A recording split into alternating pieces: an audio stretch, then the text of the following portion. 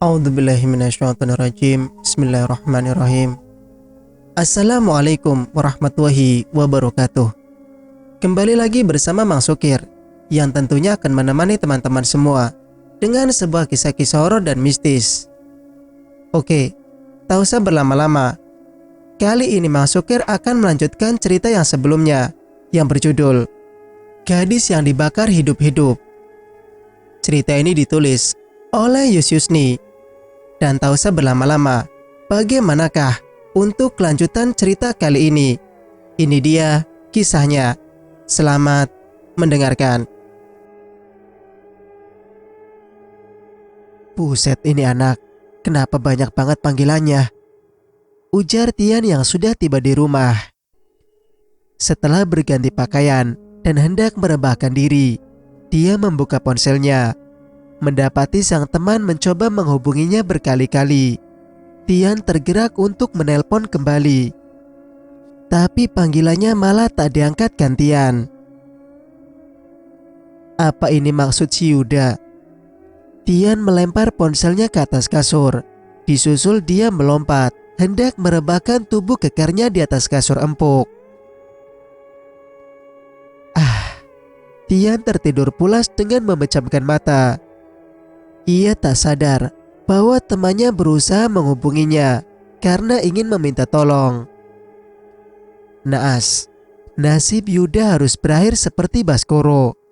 Tersisa dari mereka hanya 3 orang lagi yang bersiap menunggu giliran.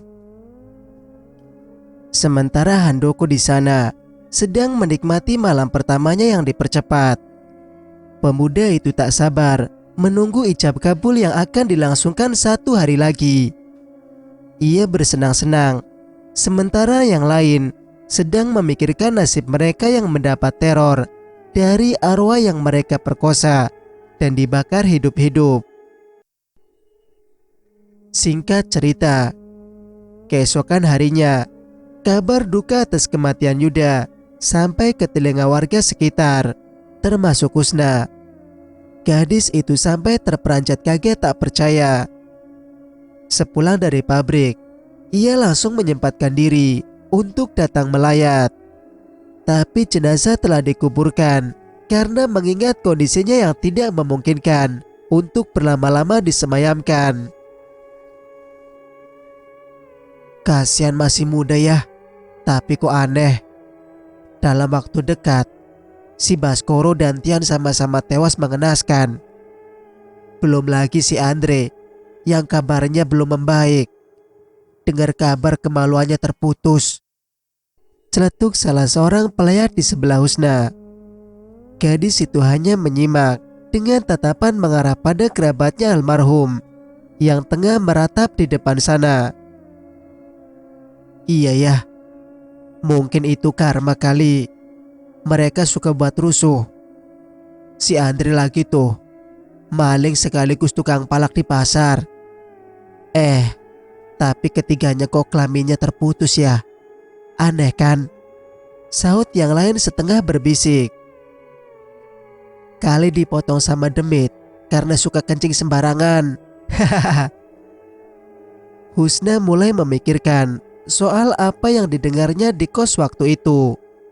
Semua teman Yuda mengatakan gadis dan perkosa. Hei, seorang menepuk paha Husna seraya membuyarkan lamunan gadis itu. Iya bu, itu si Yuda kan suka sama kamu dulu. Sedikit banyaknya kamu pasti tahu gimana dia. Apa dia dan teman-temannya melakukan sesuatu yang menyakiti orang lain? Bisa jadi mereka seperti terkena sumpah kan? Masa iya dalam waktu yang sangat dekat mereka mati mengenaskan? Ucap seorang wanita parubaya di sebelah Husna. Aku gak tahu apa-apa, ucap Husna. Tapi semalam kamu kerasukan dan bilang dia pembunuh. Semua warga sini tahu loh, sanggah yang lain. Husna semakin dibuat kaget. Ia tak merasa menemui Yuda semalam. Apalagi menuduh pemuda itu sebagai pembunuh. Saat teman-temannya membawa dia pulang ke kosan, ia dalam keadaan tidak sadar. "Kamu gak ingat?" Yang lain ikut bertanya. "Enggak. Memangnya ada apa ya, Bu?" tanya Husna serius. "Semalam kamu datang ke rumah Yuda. Kamu berusaha mencekik lehernya dan mengatakan dia sebagai pembunuh dan pendosa. Suamiku yang duduk di warung sama teman-temannya datang berusaha melerai," jawab salah satu dari mereka. "Hah, benarkah? Apa sebenarnya yang terjadi denganku?" gumam Husna dalam hati. Gadis itu segera beranjak pergi karena tak mau menanggapi mereka semua. Sebelumnya tak lupa ia menyempatkan diri untuk bersalaman. Husna tergesa-gesa saat melangkah keluar hendak meninggalkan rumah Yuda. Tapi tak sengaja ia bertabrakan dengan Tian. "Maaf," kata Husna yang segera pergi. Tian pun tak terlalu memperdulikannya. Pemuda itu masuk dan menyalami orang tua Yuda. Setelahnya ia juga pulang. Bukan pulang ke rumah, tetapi datang ke pernikahan Handoko. Kali ini sendirian, tanpa ada teman-teman yang dulu selalu berbarengan dengannya kemanapun. Tadinya ia tak mau datang, tapi karena desakan dari Andre jugalah yang berhasil menggerakkan langkahnya untuk sampai ke sana. Tenda dan pelaminan besar dengan nuansa warna krem itu terlihat sangat elegan. Para tamu undangan terus berdatangan memberikan ucapan selamat pada kedua mempelai yang terus menyunggingkan senyum bahagia. Tian masih bermalas-malasan di atas motor. Sesekali ia memperhatikan raut wajahnya di kaca spion yang terlihat sedikit kacau. Bahkan ia tak sempat berganti pakaian sebelum datang ke acara nikahan temannya itu. Ia menghembuskan napas, merapikan rambutnya, dan meninggalkan motor yang terparkir di tempat yang telah disediakan. Dengan langkah yang kurang semangat, senyum dipaksakan, ia masuk ke dalam tenda yang sudah berjibun dengan orang-orang. Handoko belum sadar jika salah satu temannya datang. Ia masih sibuk bersuah foto dengan tamu undangan. Tian pun akhirnya memutuskan untuk mendatangi Handoko di atas pelaminan. Ia berniat hanya akan memberi ucapan selamat saja. Nyatanya Tian malah diajak foto bersama. "Bisa tinggalkan istrimu sebentar? Aku ingin membicarakan hal penting," bisik Tian. "Bicara saja," balas Handoko yang tersenyum ke kamera. "Ini soal kematian Yuda." Apa?" Handoko tersentak kaget. Sebagian orang di kiri kanan meliriknya. Handoko menarik tangan Tian untuk turun dari atas pelaminan, meninggalkan istrinya bersama tamu yang lain. Ia membawa Tian ke belakang pelaminan yang memang tidak ada orang yang akan mengetahui keberadaan mereka. "Kapan?" tanya Handoko. "Semalam sewaktu dia pulang dari rumah sakit." "Halah, jangan berlagak seolah tak tahu kabarnya," sanggah Tian. "Aku memang baru tahu ini, Tian. Aku sibuk seharian dengan para tamu," ucap Handoko. Memang ia seharian sangat sibuk dengan urusan pernikahannya. Pesan yang masuk ke ponsel belum sempat ia periksa. Beberapa panggilan juga ia abaikan sedari tadi. Tian pun menghela napas panjang. Apalagi yang mau dikata? Apa penyebab dia meninggal? Dia terlindas truk. Tapi anehnya, motor dia tak apa-apa, malah terparkir di tepi jalan. Aku yakin ini ada hubungannya dengan arwah gentayangan itu. Tidak mungkin. Jangan menyangkut pautkan dengan hal itu. Buktinya kita berdua gak kenapa-napa kan? Mungkin nasibnya aja lagi apes, ucap Handoko dengan santai. Hal itu membuat Tian geram. Ia langsung menarik keracas milik Handoko. Mereka saling bersih tatap dan rahang Tian ikut mengeras. Bisa-bisanya kamu santai begini, Han, ucap Tian dengan nada tinggi. Lalu aku harus apa? Masa iya hantu bisa membuat Baskoro, Andre dan Yuda begitu? Mikirnya pakai logika dan akal sehat. Jelas-jelas itu si Andre lagi terpengaruh alkohol saat itu. Kalau Baskoro, aku yakin ada seseorang yang sengaja melenyapkannya. Sekarang Yuda, dia begitu karena mungkin sedang berusaha menyetop kendaraan yang melintas. Tapi dengan kecepatan cukup tinggi, malah truk tak sengaja menabraknya. Handoko mendorong tubuh Tian dengan kasar. Kalau tak mengingat jika sedang berada di keramaian saja, sudah lebih dulu Tian memberikan pukulan telak ke rahang Handoko. Namun, ia masih cukup sadar untuk tidak melakukannya dan memikirkan apa dampaknya ke depan nanti. Mudah-mudahan setelah ini kamu, umpat Tian, dan bersiap ingin pergi meninggalkan Handoko.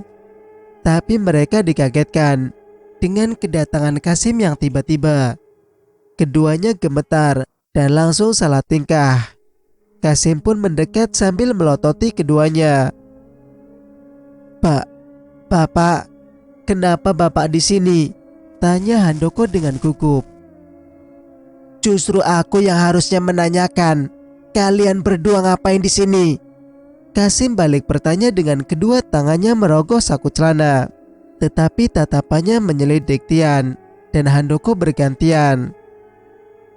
Tidak terjadi apa-apa Om, saut Tian yang disertai anggukan oleh Handoko. Kasim tak lantas percaya begitu saja. Melihat Tian makin salah tingkah, membuat Kasim menaruh curiga. Jangan kalian berbuat yang tidak-tidak di sini, ucap Kasim sambil berbalik badan.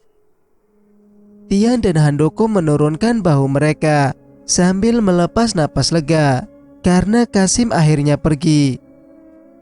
Setelah itu, Tian langsung bergegas pergi dari sana. Sedangkan Handoko kembali ke pelaminan, menemui istrinya dan menerima ucapan selamat dari semua orang. Singkat cerita, Husna segera pulang. Ia langsung menemui teman di kamar sebelahnya, ingin menanyakan soal apa yang terjadi kepadanya semalam. Elvi, kamu di dalam tidak? Seru Husna sambil mengetuk pintu. Masuk saja, sahut dari dalam. Husna menarik gagang pintu dan melangkah masuk. Ia mendapati temannya itu tengah berbaring santai di kasur dengan wajah memakai masker. Tanpa disuruh, Husna langsung duduk di tepi kasur, memasang raut wajah cemas. Melihat ekspresinya, gadis seusianya yang dipanggil Evi itu duduk bersila sambil menaruh bantal di atas pahanya menopang siku. Ada apa? Vi, kamu tahu apa yang terjadi denganku semalam? Tanya Husna pelan.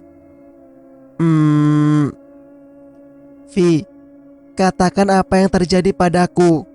Husna menggeser duduknya lebih dekat dengan Evi. Katanya kamu kerasukan. Kami dipanggil oleh adiknya Yuda untuk menjemputmu yang masih tidak sadarkan diri, jawab Evi dengan santai. Jadi benar kalau aku kerasukan, gumam Husna.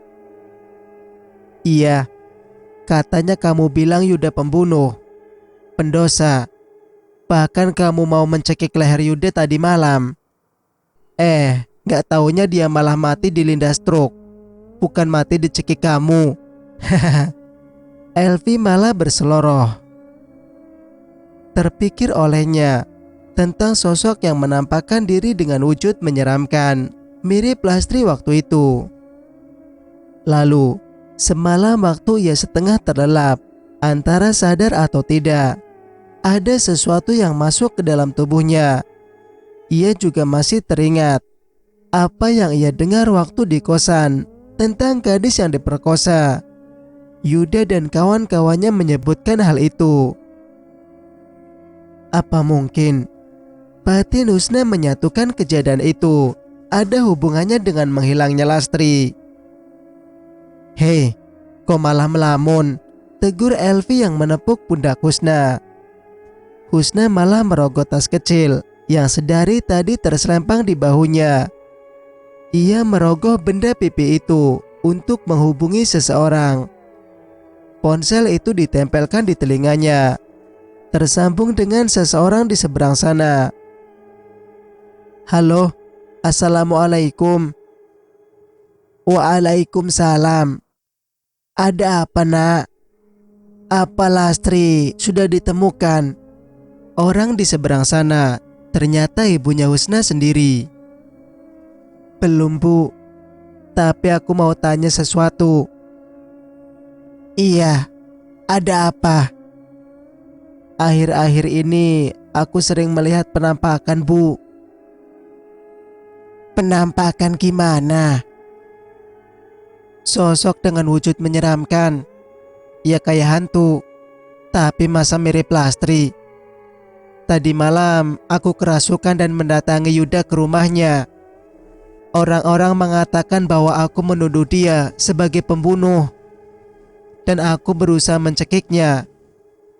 Tapi sayang, Yuda akhirnya meninggal terlindas truk malam itu juga, setelah pulang dari rumah sakit menjenguk temannya.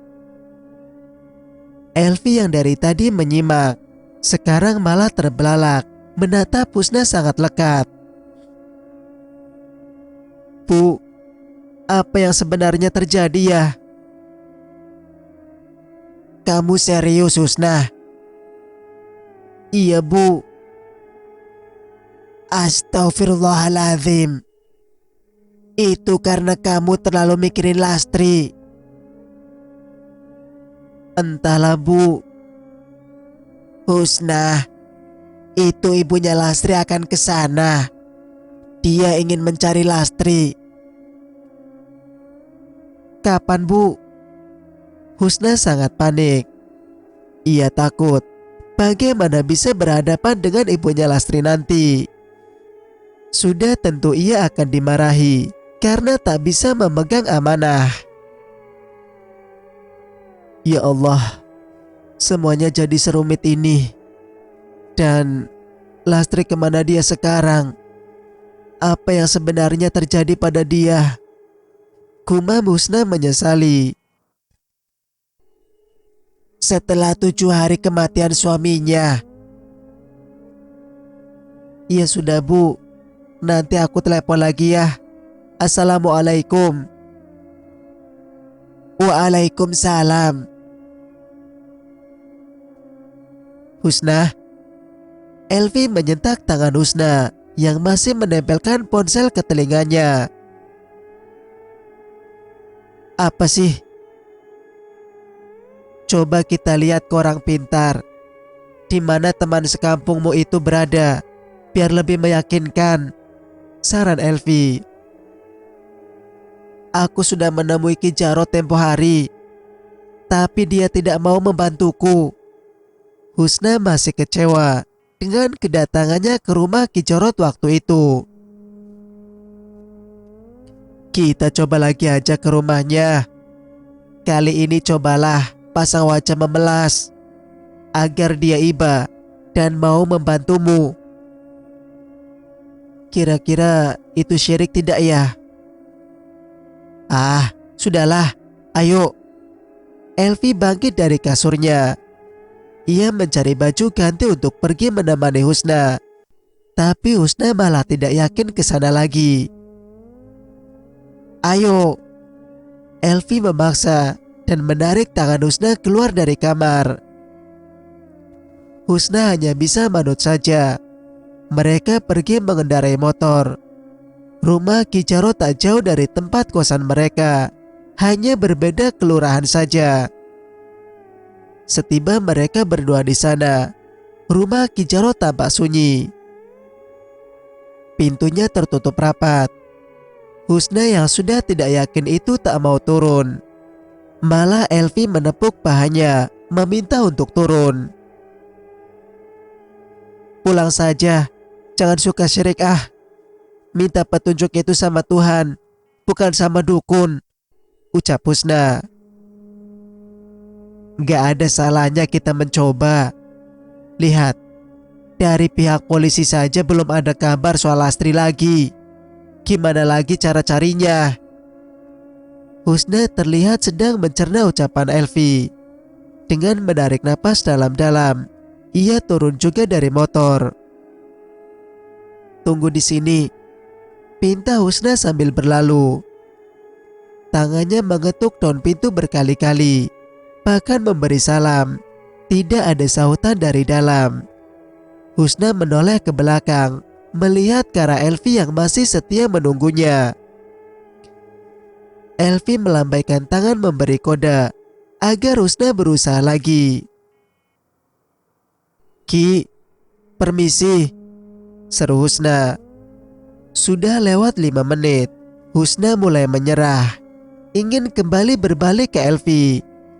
Namun pikirannya mengatakan harus ke belakang rumah Ki Jarot. Gadis itu berjalan ke belakang rumah. Di sana ada kandang ayam dan baunya cukup mengusik rongga hidung. Tapi demi bertemu dengan Ki Jarot, ia menahan gejolak dalam perutnya yang ingin dikeluarkan. Pintu belakang tertutup rapat. Hanya ada satu jendela yang sedikit terbuka. Semakin ia mendekat ke pintu, bau dari pakan ayam berubah menjadi bau menyan yang menguar. Kakinya menjinjit, hendak mengintip sedikit ke balik jendela. Betapa kaget dan syoknya ia melihat di sudut dalam rumah terdapat satu kerangka manusia yang dibaringkan di atas sebuah altar. Tiba-tiba satu tangan membekap mulutnya dari belakang. Sekuat tenaga tubuhnya menggeliat dengan mata membulat, ingin berbalik badan sekaligus ingin melihat siapa yang sudah membekapnya. Dengan mata membulat, ingin berbalik badan sekaligus ingin melihat siapa orang yang sudah membekapnya. Sayang, tangan orang satu lagi itu meraup wajah Husna sehingga gadis itu kehilangan kesadaran. Tubuhnya pun diseret masuk ke dalam rumah. Sudut pandang Husna. Perlahan mataku mengerjap. Kuedarkan pandangan ke sekeliling dengan ruangan kosong tanpa ada furnitur yang mendukung di dalamnya. Aku baru sadar jika terbaring di atas dipan yang sudah dialaskan dengan tikar. Kubicit batang hidung sambil memulihkan pikiran. "Kamu sudah sadar?" Suara itu membuatku tersentak kaget. Aku langsung menatap wajah pria yang bertubuh kurus, berjenggot putih itu membawakan segelas air putih. Ia menyodorkannya padaku. Tanganku gemetar saat menerima gelas berisi air tersebut. "Minumlah," ucapnya sambil duduk di sebelahku, menaikkan satu kakinya agar siku tangannya bisa bersitumbuh pada lutut. Aku takut untuk meminumnya, meski ku tahu hanya sebatas air putih saja. Bagaimana kalau dia memberi ramuan atau semacam mantra ke dalam minumanku nanti?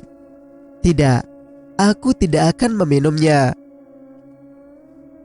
"Kamu mencari apa ke sini?" tanya suara pria yang disapa Ki Jarot itu, agak sedikit berat dan cenderung tinggi.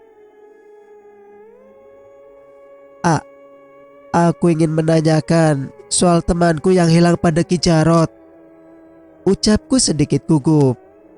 Belum berani untuk melihat ke arahnya.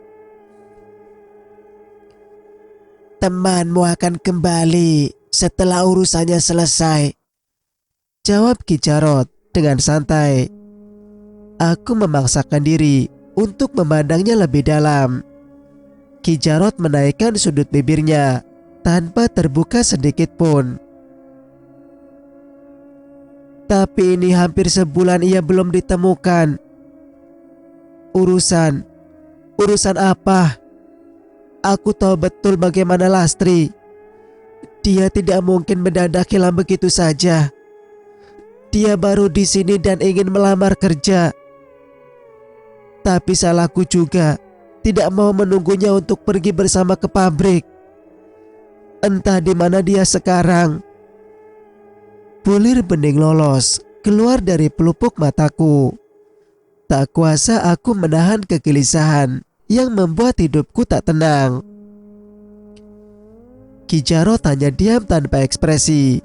Dia menurunkan kakinya ke bawah. Posisi duduk kami sekarang berdua sama. Sama-sama menumpukan telapak tangan di sisi kiri dan kanan dengan kepala tertunduk. Di saat itu, aku malah teringat, entah beberapa menit atau jam yang kulewati tanpa sadar. Aku melompat dan berlari ke jendela. Kulihat ke arah luar. Mataku mencari Elvi di depan sana. Sayang, temanku itu sudah tidak ada lagi di sana seperti semula yang menungguku. Aku langsung menoleh ke belakang. Ki Jarot menatapku tanpa berkedip. Temanmu sudah kusuruh pulang, katanya sembari bangkit dari tepi dipan. Tadi waktu aku mengintip dari jendela belakang, terus aku melihat kerangka manusia. Tiba-tiba mulutku dibekap dari belakang dari seseorang. Apa itu Ki Jarot? Aku mulai kembali mengingat apa sebab aku bisa masuk ke rumah Ki Jarot seperti ini. Iya. Kenapa? Kerangka siapa itu? Aku mengerutkan dahi. Mana ada kerangka manusia di sini? Jangan mengada-ngada kamu. Kupikir tadi kamu maling yang ingin menyelinap masuk ke rumahku. Terpaksa ku buat pingsan. Jawabnya agak ketus. Hah? Yang benar saja mengira aku maling. Aku tak percaya dengan Ki Jarot. Aku lihat dengan mata kepalaku sendiri bahwa ada kerangka manusia di bagian belakang sana. Tunjukku ke sebuah ruang yang disekat bilik bambu. Aku yakin jika itu ruang belakang tempat kerangka manusia yang kulihat tadi. Pasalnya, di rumah itu hanya terdiri 2 ruang saja, depan dan belakang. Untuk memastikan, aku bergerak cepat ke bagian belakang. Ki Jarot membiarkanku tanpa menghalangi. Betapa kagetnya aku tak menemukan apapun selain altar di sudut yang terbaring satu kerangka tadi. Sudah berubah menjadi meja panjang yang ditaruh tudung saji di atasnya. Kemana kerangkanya? Mataku mengekor ke bagian yang lain. Tidak ada apapun kecuali lemari kayu yang sudah dimakan rayap. Tapi ada sesuatu yang menarik perhatianku. Aku menoleh ke belakang, memastikan bahwa Ki Jarot masih di depan. Kakiku melangkah pelan mendekati sudut belakang lemari. Kulihat ada sebuah bungkusan putih sebesar kepalan tangan.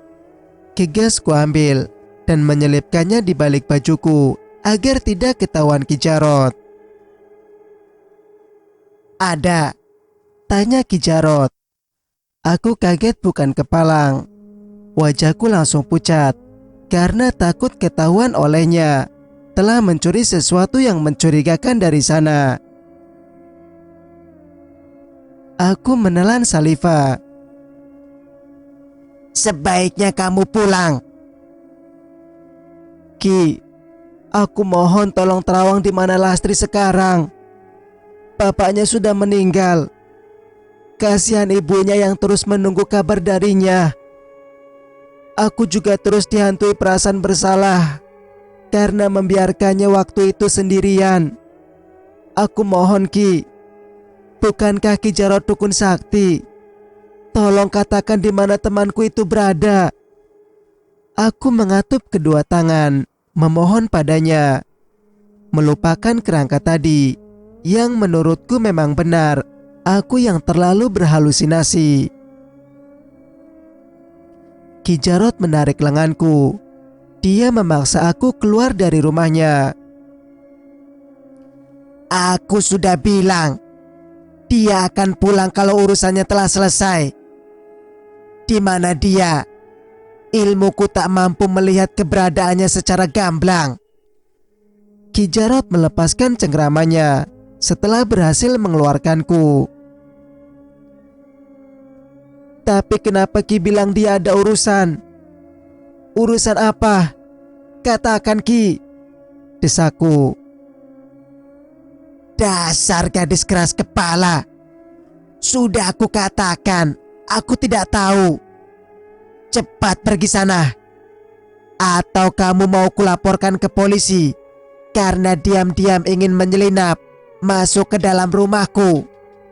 Ki Jarot mengangkat tangannya, mengibas memberi isyarat bahwa ia mengusirku. Dengan terpaksa aku pergi. Tapi pikiranku terus berkecamuk, memikirkan soal kerangka yang kulihat waktu itu.